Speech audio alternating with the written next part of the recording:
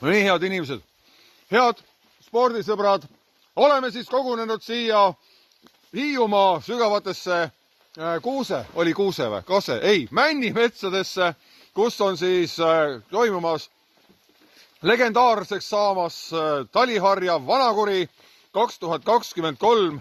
Oleme Leemeti, mis me siis oleme, siis vahelaagris, siin Eesti ja maailma üks parimaid seiklusportlaseid võtab vastu esimest suusatajat.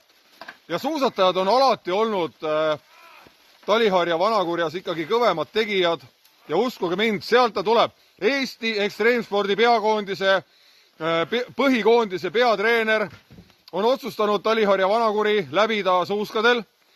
Stardist te kõik nägite teda, surub, aga tal on õnne pisarad silmas, sest siin, vaadake siin, Leemetis saab ta lõpuks väikest kurki ja pärast väikest seda napsu, ampsu. Just, ja pärast seda väikest ampsu kohe tema rõõmupisarad, need on rõõmupisarad. Ta näeb esimest korda lund! Ta näeb lund! Sellist asja Hiiumaal Taliharja Vanakurjas pole olnud.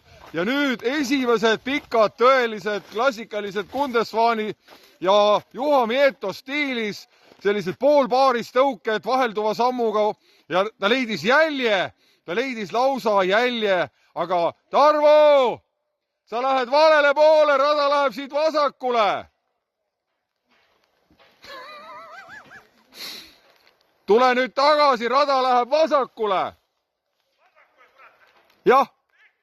Ja nüüd, kui sa tuled, siis läheb paremale. Aga sa naudid, ma saan aru, et sa naudid lund.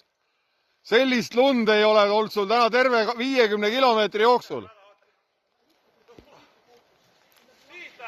Jaa, 50 kilomeetri jooksul pole, naudi veel, naudi. Ma jätan su siia nautima või tahad sa öelda ka rahvale oma sõna? Ütle, kui Eesti ekstreemspordi peakoondise või põhikoondise peatreener, ütle oma sõna, mida Talihari Vanakurja võistlus sulle tähendab? No Talihari ikka, siia tuleb suusaga tulla. See ratas ja jala, see on jama. Talihari on suusaga. Aga mul pikalt aega ei ole, siis ma pean ikka rattale ära panema. Ja, me vaatasime just GPS-tracki ja rattad on veel umbes 8 kilomeetri kauguse sinust. Nii et sa oled väga hästi edasi pannud. Ja anna minna, panna on vaja võistleja number 393 Tarvo Jõeste. Eesti ekstreemspordikoondise peatreener. Ja siin siis oleme taas ootamas jalgrattureid või nüüd juba jalgrattureid, sest see mees oli täna stardis ainukesena suuskadega.